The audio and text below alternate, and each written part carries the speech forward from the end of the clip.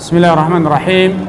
Assalamualaikum warahmatullahi wabarakatuh. Berdiskusi dengan ini seorang kolumnis yang setiap minggu ada di koran Kompas waktu itu. Luar biasa, beliau pernah menjadi ketua kantor berita Antara, pernah menjadi direktur eksekutif di Partnership Government Reform, dan beliau lebih saya senang menyebut beliau sebagai seorang budayawan, Muhammad Sobari. Ingin mendapatkan pencerahan, terutama teman-teman saya yang sangat mencintai Indonesia ini. Ya, betul. Terkait dengan persiapan Pilpres tahun 2024 nih, Mas. Ada calon yang terindikasi, atau mungkin dari masyarakat yang cinta Indonesia ini mengindikasikan bahwa calon ini mempunyai rekam jejak yang tidak terlalu elok, dan pendukungnya juga akan berpotensi, minimal kita anggap berpotensi untuk membahayakan NKRI. Dan saya tahu Mas Sobari sangat kenal karena pernah menjadi anak buah Mas Sobari,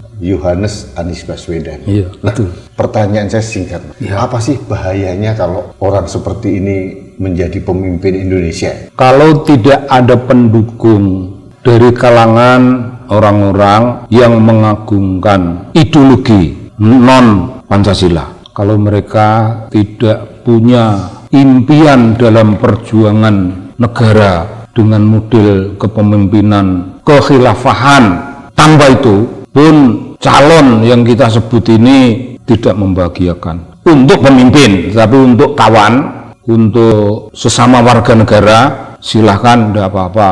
Mau punya pilihan politik yang kayak apapun, sebagai pribadi silahkan, kita nggak bisa campur tangan. Tapi tetap kita punya sedikit pertanyaan, bagaimana seseorang bisa-bisanya menempuh sangat banyak cara untuk mencapai tujuan politiknya. Ini tidak membahagiakan sama sekali. Langsung itu efeknya, itu imbas-imbasnya yuk ke kita, mau tidak mau ke kita sebagai warga negara. Kalau pemimpin itu menghalalkan sangat banyak cara atau bahkan segala cara untuk mencapai keinginan, bahaya.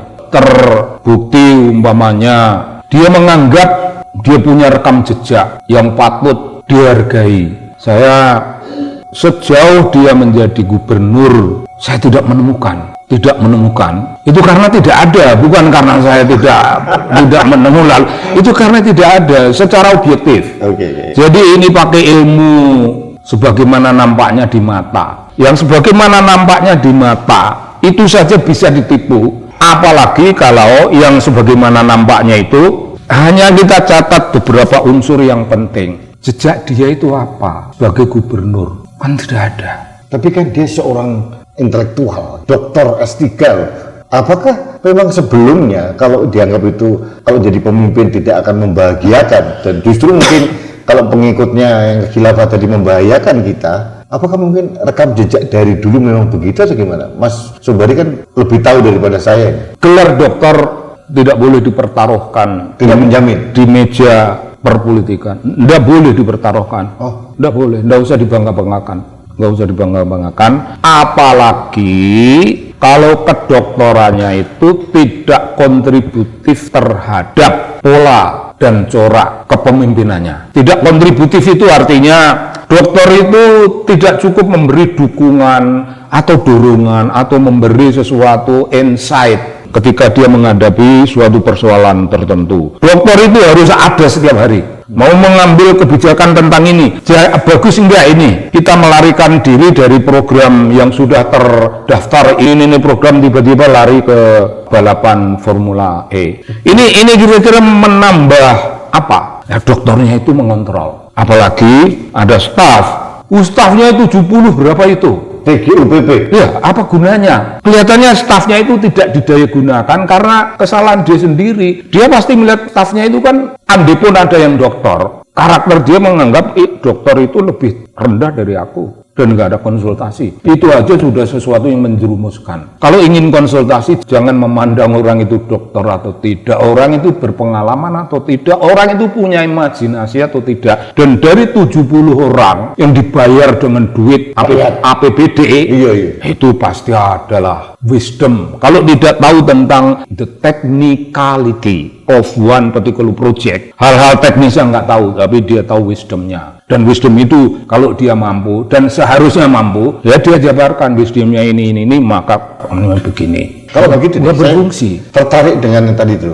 Gelar pendidikan, even S3 sekalipun, kalau tidak kontributif juga buat apa? Ya buat apa? Ya, oke. Sekarang bicara tentang leadership, kepemimpinan. Apakah model kepemimpinan yang selama ini dikembangkan? Katakanlah waktu itu dia jadi menteri sekian tahun, cuma 2 tahun atau berapa gitu, kemudian jadi gubernur, tidak bisa menjadi rujukan bahwa dia dianggap mampu. Rujukan apa, Bung? Saya ini seorang yang sangat mendalam mengamati menteri pendidikan. Menteri banyak, silakan banyak, aku nggak pernah lihat. Tapi Menteri Pendidikan aku memerlukan waktu khusus Menjadi konsennya Mas Sobari. Untuk belajar. Saya ingin belajar dari menteri ini. Ternyata menteri ini meninggalkan kekosongan. Dia tidak mengerti filsafat. Kalau menteri ini tidak pernah belajar filsafat, bagaimana dia akan mencoba memahami pendidikan yang di dalamnya itu ada filsafat pendidikan? Kalau tidak punya filsafat, bagaimana dia akan mendidik manusia, bangsa, menjadi orang-orang yang banyak wajahnya? 1. Kemandirian. 2. Kebebasan. 3. Kreatif. 4. Responsibility. Nah, kalau menterinya saja tidak punya yang keempat, yang namanya responsibility kepada dirinya, tidak usah kepada bangsa, kepada dirinya saja tidak punya responsibility, mau diharapkan apanya? Responsibility kepada bangsa, ya jelas tidak ada. Dan tidak punya filsafat pendidikan, tidak punya imajinasi. Dan imajinasi itu supaya ada. Umpama Anda tidak punya waktu untuk belajar filsafat pendidikan, untuk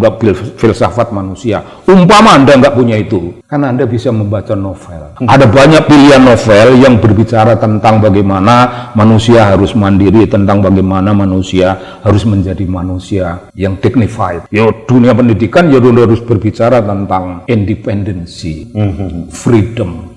Wah, dan sejenis itu. Harus ada filsafat dasar. Education has to be for freedom. Education tidak hanya sekedar mengajarkan ilmu pengetahuan. Karena itu ilmu, itu kan ilmu katon itu. Banyak yang ilmu katon. Tidak usah lewat pendidikan itu, bisa ditempuh sekedar lewat. Tidak usah lewat sekolah.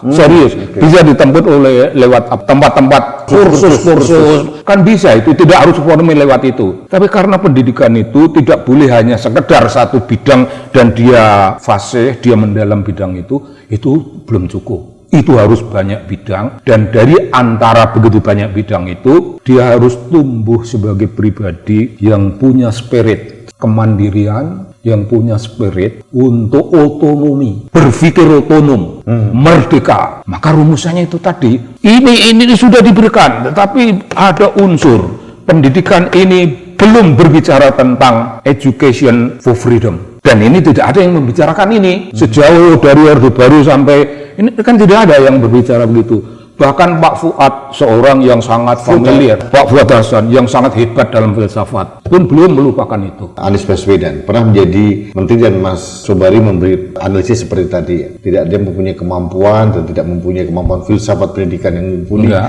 Tapi kan pernah mempunyai pengalaman jadi rektor di Universitas Paramadina. Apakah itu tidak menjadi modal untuk menjadi seorang menteri? Maaf ya, Pak Yohanes, pengalaman di Paramadina is to be called bad experience. Oh, kenapa begitu? Karena dia tidak mampu mengembangkan aspirasi visi misinya universitas. Cak Nur. Ya, visi misinya Cak Nur. Dan saya mengingatkan waktu minta izin untuk meninggalkan kantor, saya bilang, loh, dulu Mas Anu masih di atasannya dia?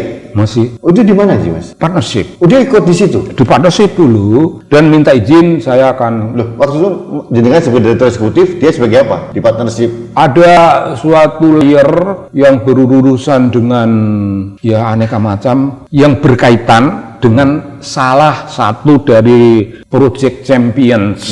Ada beberapa. Dia salah satu di situ. Ingin meninggalkan kantor. Izin? Minta izin, tapi kan saya kasih respon.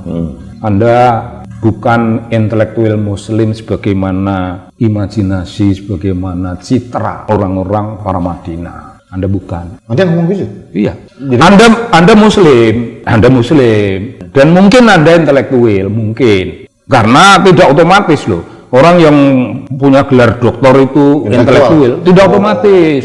Yang membuat seseorang itu intelektual, pergulatan inteleknya. Jadi intelektual, kapasitas berpikir yang hebat-hebat itu tidak boleh berhenti di sini. Harus diekspresikan dalam usaha kita membangun dunia. Membangun dunia. Dunia ini dalam pengertian ini barangkali penting dijelaskan. Dunia itu isinya ialah alam sekitar kita. Barangkali dunia kita itu kalau dunia pendidikan, ya dunia pendidikan di wilayah Indonesia, tidak melewati batas negara. Itu saja kan sudah cukup pusing. Kalau kita tidak cukup memiliki sebutannya, Bung, bagus memang diucapkan dalam bahasa Inggris, broad-minded.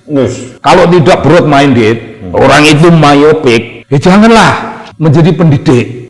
Di sekolah saja, di universitas saja, orang itu terpaksa membuat definisi tentang dirinya. Kalau ini dosen, apa guru? Saya memilih guru, Bung. Karena guru itu menjamin murid lulus, menjamin mahasiswa lulus.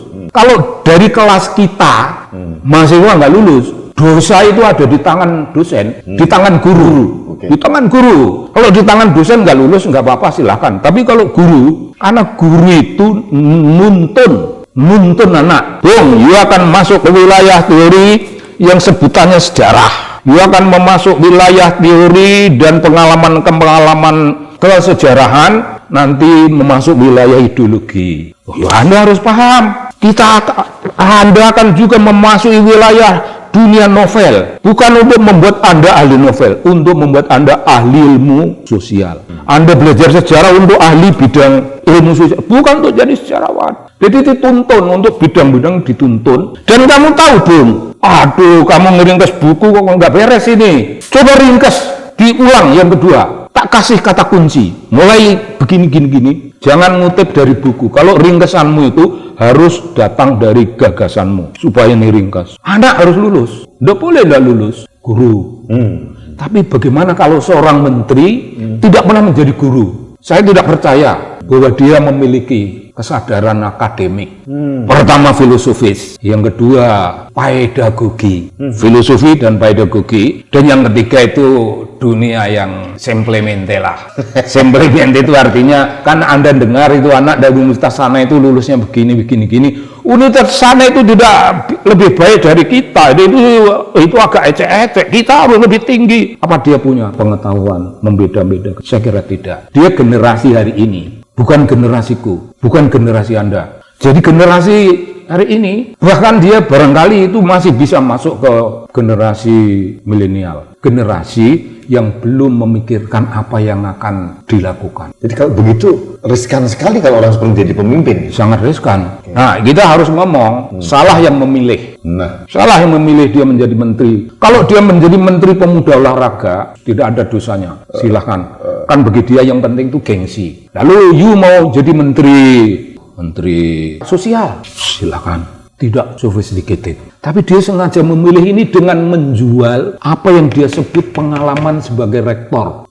Pengalaman itu hanya nampak di mata kita. Artinya ilmu yang ada sebagaimana kita bisa melihatnya dengan mata, tidak bisa melihat dengan sesuatu yang agak subconscious. Itu hanya di dalam wilayah conscious. Kalau di wilayah subconscious, itu timbunan filsafat dan segala idealisme dunia pendidikan. Dia nggak punya modal seperti itu. Mungkin dia pandai tapi belum cukup untuk jadi menteri, ya, belum cukup. Dan saya mengatakan ini nothing to do with personal matters, nothing to do. Aku nggak ada urusan pribadi sama dia. No hard feeling juga. Hard feeling apa? Aku pemimpin dan aku yang merintah dan aku tidak pernah mempunyai sesuatu yang kuharapkan. Hard feelingku bahwa dia melukai nilai bersama, kiblat kultur bersama, idealisme kita bersama dilukai oleh dia dengan membuat dirinya available untuk menjadi agama apa saja asal bisa mencapai. Aku kalian agama juga tidak masalah, dibaptis itu bukan problem. Tapi untuk seorang penganut agama, apapun agamanya, kalau diganggu-ganggu di wilayah paling fundamental, di wilayah paling esensial, diganggu di situ, itu menggoreskan luka dengan kepedihan yang tidak bisa sembuh. Karena itu luka itu luka yang di dunia sekarang ini dan luka yang di akhirat kelak. Menurut saya. Aqulu qouli hadza astaghfirullah li wa lakum. Wassalamualaikum warahmatullahi wabarakatuh. Terima kasih.